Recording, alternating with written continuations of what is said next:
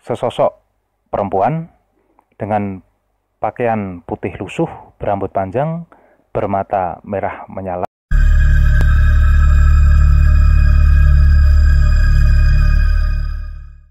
Assalamualaikum warahmatullahi wabarakatuh. Selamat malam, sobat horor klasik dimanapun Anda berada. Semoga pada malam hari ini, sobat horor klasik dalam kondisi sehat walafiat dan selalu dalam lindungan Tuhan Yang Maha Esa. Pada edisi malam hari ini, saya akan menceritakan pengalaman horor yang dialami oleh paman saya sendiri, yang biasa saya panggil dengan sebutan Om Supri. Kejadian ini terjadi pada tahun 1974,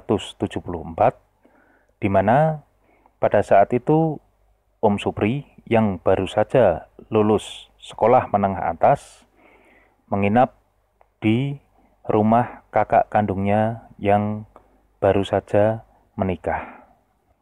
Sebelum masuk ke cerita, pertama-tama saya ucapkan terima kasih kepada sobat horor klasik yang sudah mendengarkan cerita-cerita yang ada di channel horor klasik. Tidak lupa saya ucapkan terima kasih sebesar-besarnya kepada subscriber yang telah bersedia mengikuti dan mendapatkan cerita-cerita terbaru dari channel horor klasik. Cerita ini berawal ketika Om Supri yang pada tahun 74 baru saja lulus SMA, dan setelah pengumuman kelulusan SMA-nya, Om Supri ini berencana untuk mencari pekerjaan. Pada saat itu Om Supri ini masih tinggal di desa ya, yang cukup jauh dari kota, dan kebetulan Om Supri ini memiliki seorang kakak yang bernama, biasa saya panggil Om Jaka, yang tinggal di kota. Nah, Om Jaka ini statusnya masih pengantin baru karena baru saja menikah ya, kurang lebih 6 bulan. Nah, dan setelah pengumuman kelulusan itu, Om Supri bergegas menuju ke rumah Om Jaka. Ya, siapa tahu pemikiran Om Supri pada saat itu, kalau di kota ada informasi lowongan pekerjaan. Nah, singkat cerita, berangkatlah Om Supri ini ke rumah Om Jaka. Om Jaka ini tinggal di kota dengan inisial P, sebuah kota di Jawa Tengah ya, dengan inisial P. Dan lokasi rumah Om Jaka ini pada saat itu, waktu itu Om Jaka masih tinggal di rumah kontrakan ya, belum rumah sendiri. Dia masih ngontrak di rumah yang posisinya di sebuah perumahan yang tidak jauh dari alun-alun, termasuk kantor-kantor pemerintahan pada saat itu. Nah, cuman posisi perumahan Om Jaka ini memang berada di posisi yang paling belakang. Jadi kurang lebih dari alun-alunnya, dari pusat kota itu menuju ke perumahannya tempat tinggal Om Jaka ini jaraknya mungkin sekitar 2 km ya, 2 km. Nah, rumah yang ditempati Om Jaka ini merupakan tipikal rumah mewah. Itu anekdot ya, pada zaman itu mewah itu maksudnya mepet sawah, karena memang rumah yang ditempati Om Jaka di perumahan itu posisinya itu di paling pojok belakang. Memang di belakang areal perumahan itu ada area persawahan milik warga. Nah, posisi rumah Om Jaka ini berada di paling belakang perumahan dan di pojok juga. Jadi bisa dikatakan satu-satunya rumah yang sisi belakang dan sisi sampingnya itu bertemu dengan sawah ya hanya rumah Om Jaka yang ada di perumahan itu. Sementara tetangga-tetangganya itu ya hanya sisi belakangnya, yang tentunya juga tidak bisa dilihat dari dalam rumah. Sementara dari posisi rumah Om Jaka ini, menurut Om Supri, ketika membuka kaca jendela kamar itu yang menghadap samping itu langsung bisa melihat ke sawah. Jadi menurut Om Supri waktu itu ya kondisinya cukup ngeri-ngeri sedap ketika malam hari. Nah, 1 hari, 2 hari, 3 hari menginap di sana tidak ada masalah. Om Supri ya seperti biasa, setiap pagi sampai dengan siang atau sore dia jalan-jalan ke kota mencari informasi pekerjaan sambil ya istilahnya apa ya, menawarkan diri kalau ada kantor atau instansi yang membutuhkan tenaga. Nah, sampai di hari ketiga malam hari atau malam keempat Om Supri menginap di situ. Kebetulan selepas Isya itu mereka bertiga, yaitu Om Supri, Om Jaka, dan istrinya Om Jaka baru saja selesai makan malam. Nah, kemudian selesai makan malam, ngobrol-ngobrol sebentar sambil nonton TV. Pada jam 8 malam ini Om Jaka dan istrinya pamit untuk istirahat. Ya, akhirnya tinggallah Om Supri sendirian. Nah, sambil nonton TV, lama-lama Om Supri ini entah bosan entah mengantuk ya. Terus akhirnya beliau memutuskan untuk tidur saja. Nah, masuklah Om Supri ke dalam kamar yang sudah 3 hari ini ditempatinya. Kamar itu kebetulan posisinya berada di samping rumah, atau yang tadi saya katakan ketika kita membuka jendela kamar tersebut kita akan bisa langsung melihat ke areal sawah. Nah, Om Supri waktu itu ya tidur saja. Nah, kebetulan ketika Om Supri ini sudah mulai akan memejamkan mata, listrik di perumahan tersebut padam. Nah, akhirnya Om Supri ini ya agak bingung dan kemudian keluar dari kamar mencari korek yang ada di meja ruang tengah, karena kebetulan Om Jaka ini memang seorang perokok ya, jadi ya mudah bagi Om Supri menemukan korek di situ. Kemudian dengan bermodalkan korek itu Om Supri mencoba mencari-cari lilin, dan akhirnya ketemulah lilin, dinyalakan oleh Om Supri dan diletakkan di berbagai titik rumah.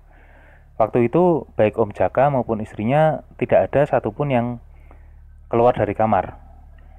Ya, mungkin pada saat itu Om Supri juga berpikirnya ya sudah, namanya pengantin baru ya, dan memang belum dikaruniai anak. Bahkan istri Om Jaka sendiri pada saat itu kata Om Supri juga belum mengandung. Jadi ya sudahlah, Om Supri berpikir positifnya saja dan dia memang tidak mau mengganggu Om Jaka pada malam hari itu. Singkat cerita, setelah menyalakan beberapa lilin, Om Supri mencoba untuk tidur kembali, dan akhirnya Om Supri ini berhasil untuk tidur. Entah berapa jam atau berapa menit Om Supri tidur, tiba-tiba Om Supri ini kaget karena dalam kondisi tidur itu Om Supri merasa geli yang merasakan geli sekali di bagian perutnya. Jadi Om Supri ini merasa ada yang menggelitik perut dan pinggangnya. Nah, pada saat itu namanya orang bangun tidur ya, Om Supri itu ya membuka matanya, melek gitu. Tapi Om Supri ini masih bingung.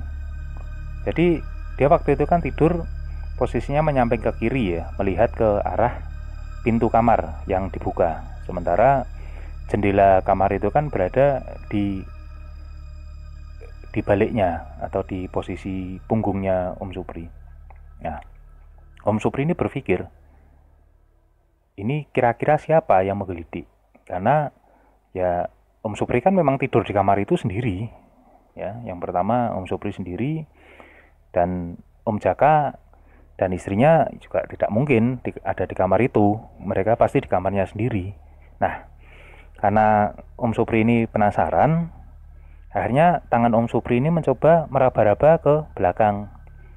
Nah, di situ Om Supri kaget karena tangannya itu bisa merasakan sebuah jari, ya, jari jemari beserta tangan yang terasa sangat dingin dalam pegangan tangan Om Supri. Dan Om Supri terus meneruskan pergerakan tangannya, naik, dan jelas di tangan Om Supri bisa merasakan bahwa itu adalah sebuah lengan. Nah, akhirnya Om Supri tidak tahan lagi. Dia segera bangun melompat ke arah pintu. Nah, setelah keluar dari kamar, Om Supri ini spontan berbalik arah melihat kembali ke dalam kamar. Dan ternyata yang dilihat Om Supri adalah sesosok perempuan dengan pakaian putih lusuh, berambut panjang, bermata merah menyala, sedang tidur di kasur yang tadinya digunakan oleh Om Supri. Nah, karena Om Supri kaget dan takut melihat perwujudan itu, Om Supri ini ya spontan berteriak. Nah, akhirnya Om Jaka ini keluar dari kamar sambil bertanya ke Om Supri, ada apa gitu kan. Nah, diterangkan oleh Om Supri pada saat itu. Nah, dan di saat itu juga Om Jaka baru sadar dan bertanya ke Om Supri, loh, listrik mati ternyata. Nah, jadi memang dari tadi sejak listrik mati sampai dengan ini Om Jaka pun dan istrinya sama-sama tidak mengetahui karena ternyata mereka memang sudah terlelap tidur.